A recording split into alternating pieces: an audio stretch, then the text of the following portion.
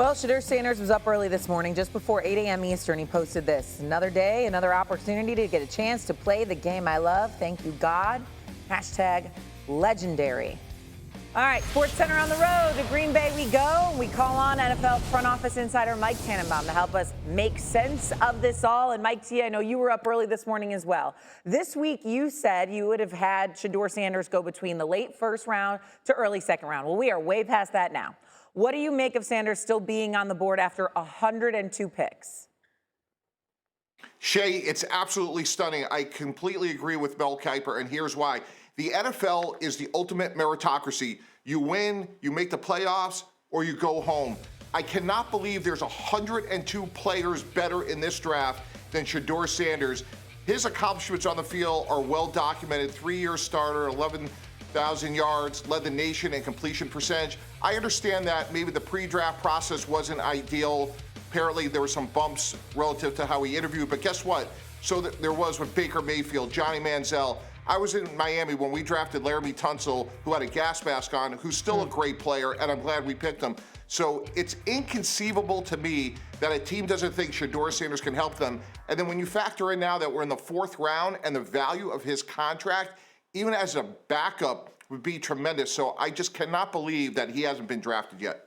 On the road in Green Bay at the NFL Draft, 2nd and 3rd rounds completed last night. Here is what you need to know. NFC North teams went offense. The division averaged the most points per game last season. Last night, those teams continued to load up with 10 of their total 12 picks being on the offensive side. 3 more quarterbacks were taken on day 2 of the NFL Draft. Louisville's Tyler Shuck was first off the board to New Orleans, followed by Jalen Milroe to Seattle and Dylan Gabriel to Cleveland. But the name that we thought we'd hear early on Thursday, we're still waiting to hear on Saturday. Shedeur Sanders still undrafted after 3 rounds, with every team passing on him multiple times so far.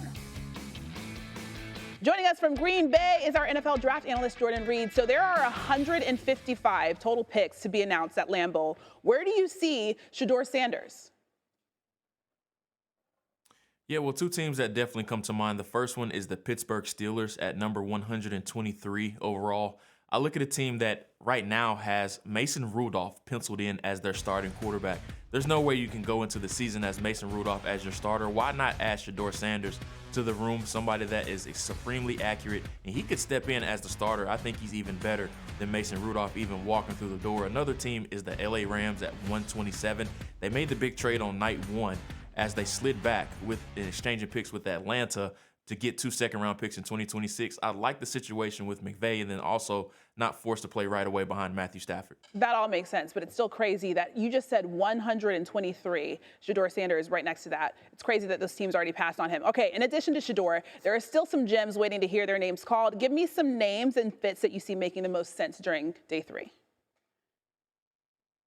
Yeah, Christine, day 3 is always my favorite day of the draft just because that's where we find these hidden gems. But there's 3 that I really like today, and the team fits that I think they fit best on. The first one is wide receiver Jalen Royals out of Utah State to the Tennessee Titans. They have already selected Cam Ward with the number 1 overall pick. Now let's go ahead and get him a weapon. Jalen Royals is one of the best run-after-catch receivers in this year's draft. You have to remember, he had 800 yards prior to the injury that he suffered after 7 games this season. So I like the addition of Jalen Royals to the Tennessee Titans. The next one is Braden Swinson, the defensive end out of LSU to the Chicago Bears.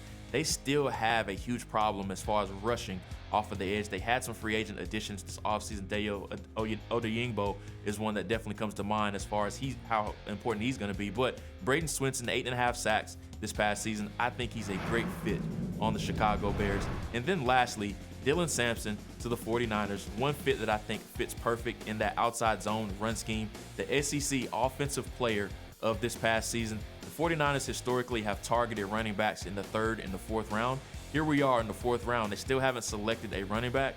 I think Dylan Sampson definitely is somebody that they can cross-train behind Christian McCaffrey as a slot receiver, as well as a dynamic weapon in the backfield. I really like this fit in Kyle Shanahan's system. All right, the SEC's offensive player finished with 22 rush touchdowns last season, 5th most in conference history. You can hear more of Jordan's NFL draft analyst at noon Eastern on ESPN Radio. Jordan, thank you.